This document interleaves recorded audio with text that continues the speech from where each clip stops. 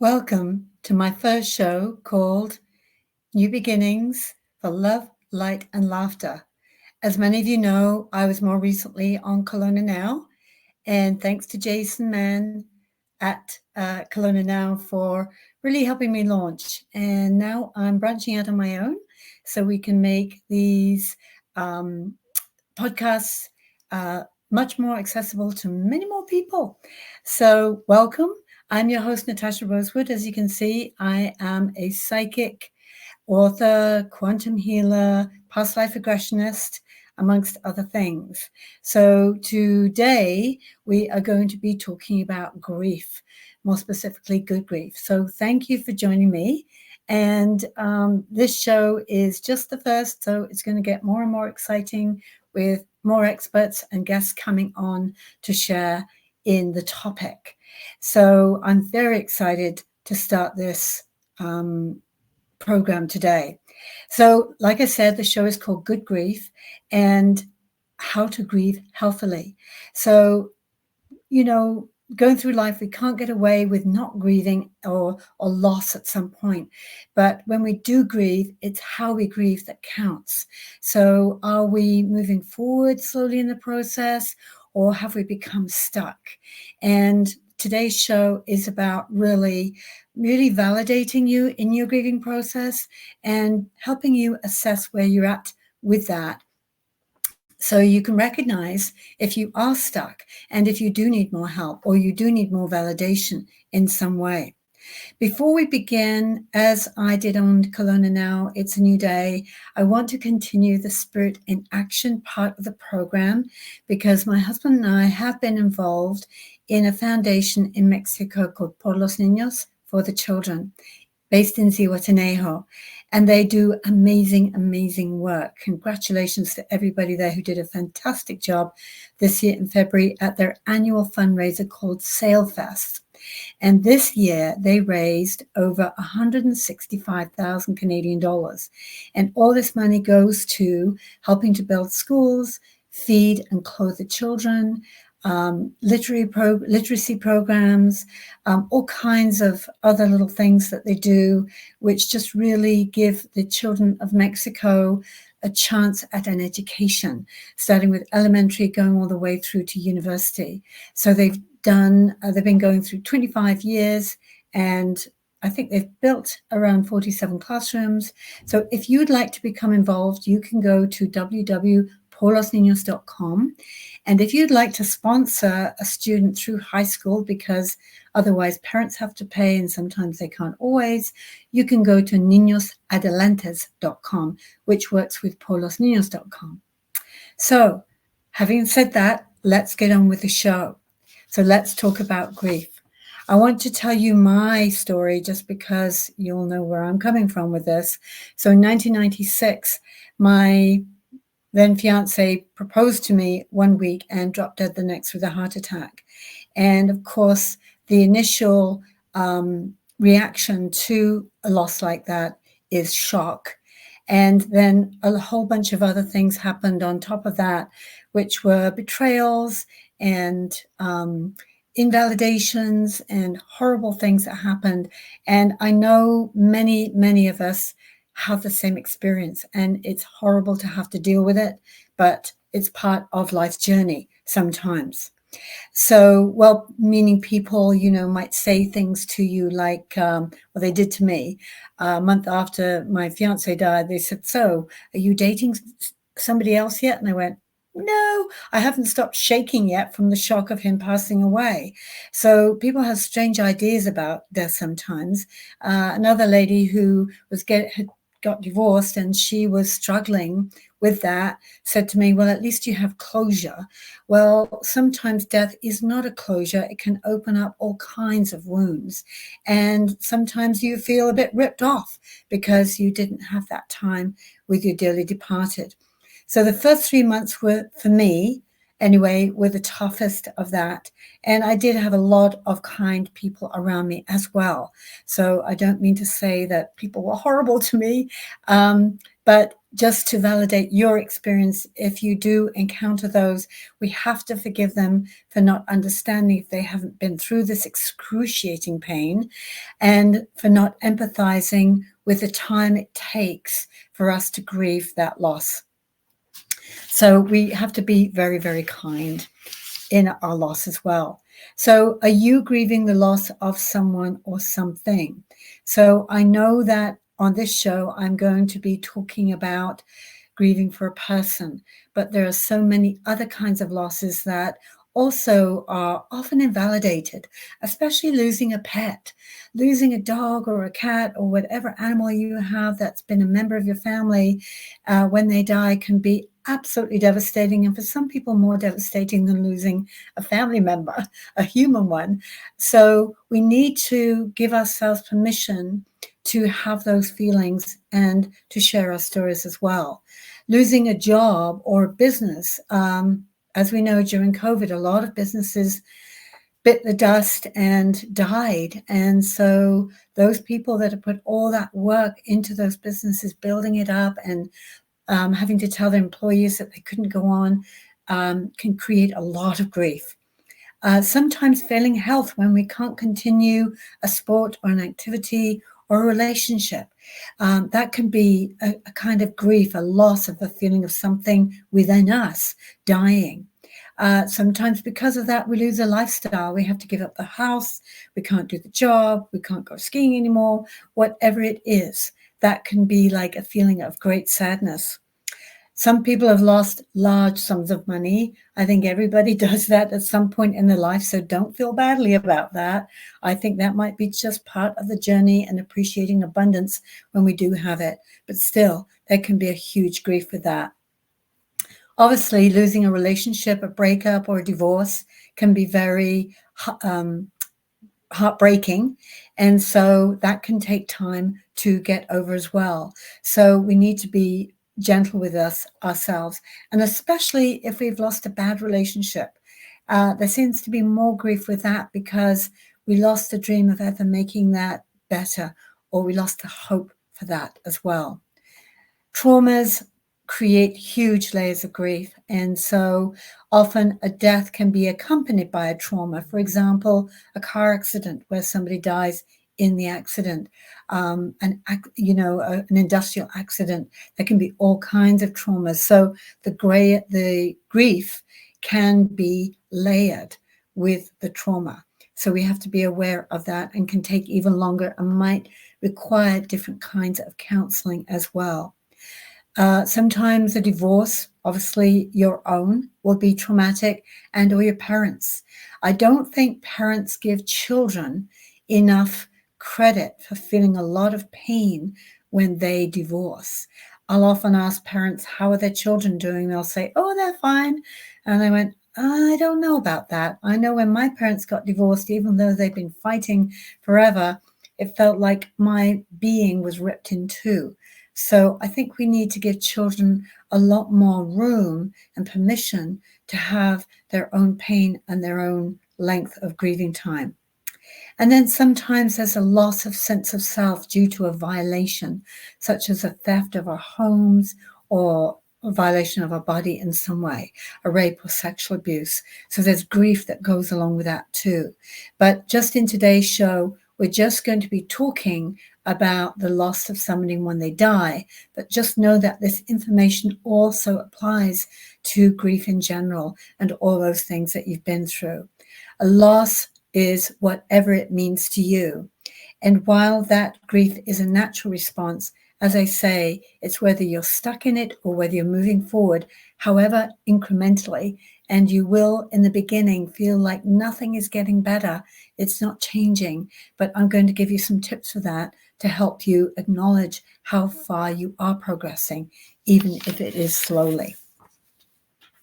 So we have to be very careful about this, because I'm not saying to people, oh, you're grieving too long. You've been at this thing 2 years and you're still not over it. What's your problem?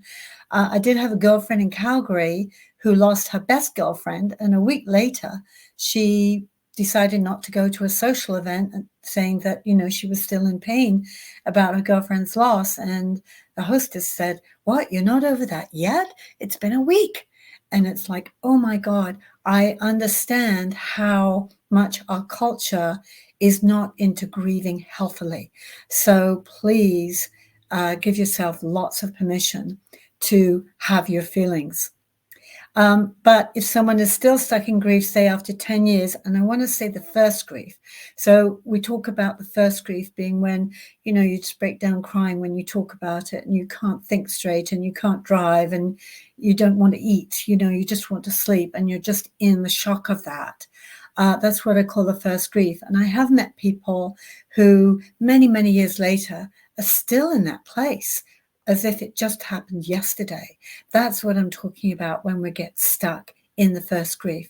Grief takes as long as we want it to take. It depends on what the person meant to you, depends on what was happening at the time of their departing. It depends on what you didn't do in the relationship. That's often a cause for added grief. So I'm not saying you've got to be over lickety-split. I'm actually saying the opposite. But as long as you're doing it in a healthy way, that's the difference between grieving unhealthily and grieving healthily. So what happens when you're stuck in grief? So death definitely shuts a door on the relationship. But if you believe that death is a mere transition into another realm, that you're both spirits, but you're here and you're covered in this physical body, but your dearly departed has left that physical body behind. It's like shedding a skin, literally, or shedding a shell, and their spirit has just moved into the room next door. You are still in contact, or you can be if you want to. The door sure has closed on the hugging and the physical contact and the actual speaking one-on-one, but you can still communicate telepathically. Absolutely, you can. I do this all the time in my practice through my clients. Spirits just pop in and just say, "Hey, I'm here." And they show themselves to me in a way that I can recognize them, so it can help my client recognize them, and then they can have a conversation through me. But you do not have to do that. You can commune with them yourself. So we know that the relationship continues. Although the body's gone, the spirit's there, and if you want, you can still have contact with that person. But here are 5 reasons why people tend to get stuck in grief. So the number one is guilt. Guilt is always the reason why people feel badly, that they had a fight with a person on the last night of their life, that they committed suicide, and, oh, I should have done this, I should have done that. We often feel guilt about something we did do or we didn't do. And of course, we often beat ourselves up for that. The second one is remorse. Often when it's a kind of longer version of guilt, if you like, when we haven't treated that person as well as we could have done. We could have, we were maybe mean to them on an ongoing basis. Maybe we abused them in many ways. Maybe we took them for granted. And it's a thing like, oh, I can't go back and fix that. Well, the truth is you can go back and fix that, but I'll be giving you those tips in a second. The other one is unexpressed love. How many times have we not told somebody, either romantically or a family member or a friend, that we really loved and respected them, and we wish we communicated that, if not once or many times? So I have a tip for that one too. But just while you're here, always have the opportunity, while people are alive, telling them how much they mean to you, because that is very, very important. Number 4 is anger. Sometimes we're angry that the person died, and anger is a stage of grief. Absolutely. I was very angry with my fiance. It's like, what do you mean you died? We just got together. You're my first serious proposal. I'm in my early 40s here. Come on. Why did you leave right now? I was very angry. But I allowed that to go through, and I let that be. Sometimes we're angry because after the person died, we find out things that we didn't know. They left a big debt. They had an affair. They did something that we're just finding out about after we died. So we can be angry actually about the events that happened, which kind of compounds the grief. It's another layer of something that we have to do with. Obviously, we're going to be angry and hurt about that, because below the anger is just the pain of being wounded. And then number 5 is the what ifs and the if onlys. And I find that a lot of people who've lost friends, children, siblings to suicide, they do take it on. They go, oh, I could have done this. What if only? And I have to tell you that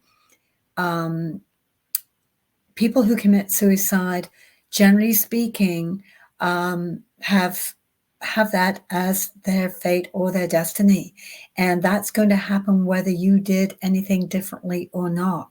So you're really, really off the hook unless you directly caused that person and you haunted them and tantalized them and abused them and you made them feel like they had nothing to live for. That's the only reason where you should feel that, oh, if only I hadn't done that. So there are things we can do here. I'm going to give you 5 tips, actually 7 tips, for helping you to understand what you can do to alleviate this stuck energy and move yourself forward. So the number 1 of 5 tips for good, healthy grieving is number 1, forgive yourself and the person or event and the what ifs, and accept that life is unfolding as it should. We all have a soul contract to be born and to die at a certain point. So forgive yourself. Say, I did the best I could with the information I had available at the time. Number 2, if you think somebody is really still entrenched in that grief and you can't see why, you can't understand why, and they can't get out of that, you might want to suggest counseling, coming to see a spirit medium like myself who can commune with that spirit and they can have a conversation. I give people a lot of peace that way because they're always asking me, oh, is he okay? And I go, absolutely, he's doing great. He's worried about you because you're still on the earth plane dealing with all this pain and struggle. And when we're in pain and struggle, that spirit often is kind of feeling it too. As I say, the relationship continues and it's like an umbilical cord that goes back and forth. So the more at peace you are, the more at peace they will be. You've got to give up this kind of pain because it does sit in your body like a bad meal. It's a heaviness in the stomach area. And often people with stomach issues or migraines or bad hearts are actually suffering from unexpressed grief. So I'm a big promoter of let it go, get it out of the body. So go and talk it through with somebody if you can. If you're not comfortable with talking to anybody else, which I totally understand, write a letter to the person who died or just to yourself. But write to them and express your love or your anger or your hate or your remorse or your guilt, whatever it is. And if you want to say, I'm sorry, you can. If you want more information back from them, ask them for that. But get it all out of your body and onto paper. And what you can do with that letter is burn it and ask your angels to take that energy up to the deceased spirit and ask for a sign from that deceased spirit that they received and understood your message. And the sign can be like a white feather, a robin sitting on your fence, might be your song, your favorite song, or a memory that you shared. They might come to you in your dreams. They might, in your dreams, get on the phone and have a conversation with you. They'll come to you some way, somehow, because they want to be released as well. They want to move forward as well. And this kind of terrible remorse or guilt or stuckness is holding them back, kind of drag them back down to earth in a way. And we don't want to be doing that. Please surround yourself with people who are empathic to your grief, who are kind. Put yourself in an environment that doesn't trigger painful memories. Maybe you need to go traveling. Maybe you need to move. Maybe you need to do a different life. But make it easy on yourself by the people and the environment that you put yourself in when you're grieving. I know when Zig died, I was living in Whistler with him and we were skiing. It was a small village at that point, and so many people would approach me and say, "How's Zig?" And I go, "Oh, he's dead." And it was very, very painful. So I went traveling, and then after about 14 months, I just had to move because I wasn't moving forward. And I recognized that every time I looked up the mountain and saw the ski hill, there was a bit of a stab of pain. So I put myself in a new environment where I could start afresh and move forward with brand new people, brand new environment. And that really, really helped. Give yourself permission to rage, cry, laugh. I laugh sometimes and I thought, what am I doing laughing? I'm horrible. But, we go through this roller coaster of emotions all the time in grief. And thank heavens, nothing stays in one place for too long. Otherwise, it would be unbearable. So grief comes in waves, ebbs and flows through us. And when it's on the downside, we can see a joke or watch a TV program that just lifts us up a little bit. I highly encourage that.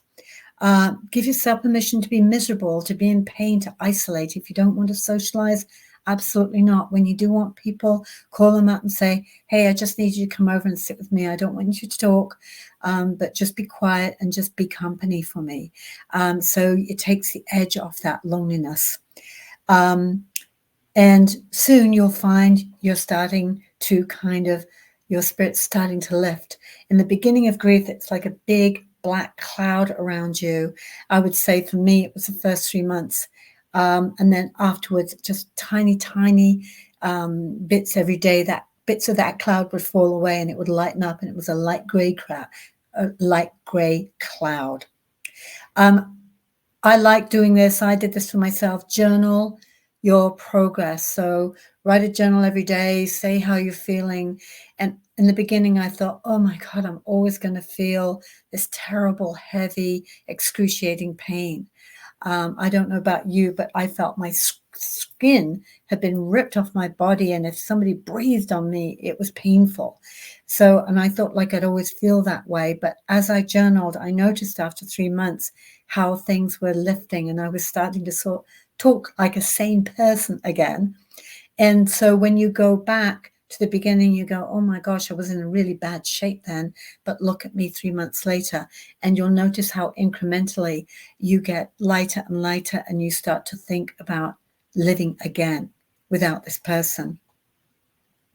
And I have to say this, if you want to understand more about what happens after we die, I have written 3 metaphysical books called I Think I'm Psychic and You Can Be Too. And in that, I do talk about Zig's passing, although I call him Carl in the book, and what happens after we die, and the whole gruesome story of what did happen to give you comfort. Then the next book is called I Thought You Were Dead and Other Psychic Adventures. And that's given a lot of comfort to people whose relatives, family members are going through hospice, so that they can actually talk people through the transition and understand what happens to them afterwards. And the third book is called Ghostly, where I wrote mostly true ghostly stories. I wrote these amazing ghost stories based on actual events and playing with the truth a little bit. Just to help people kind of broaden their mind about the spirit realm. So if you do follow these tips and commit to living again, very, very gradually, you should start to feel this lightening up. And it takes people different lengths of time. So whatever is your time is your time. However you do it, whether you travel, you stay home, whether you start a new career, or you just carry on, that's entirely up to you.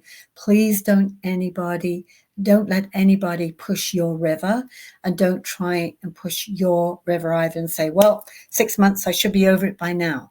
I want to tell you a little story about my experience again, because I tended to do that. It's like, okay, it's been 6 months. I should be okay by now. And on that point, I went out for a bike ride and ran down these stone steps, and I went right over on my ankle, ended up being on crutches for about 3 months. Just recovered from that. And a year later, like a year after his passing, I, in my wisdom or not, decided to go skiing as a way to celebrate his passing. And sure enough, I had an accident and tore a ligament in my knee. So there I was back on crutches. So there I am lying on the couch. And I'm a person that doesn't normally hurt myself. And I'm asking the universe, what's the message, universe?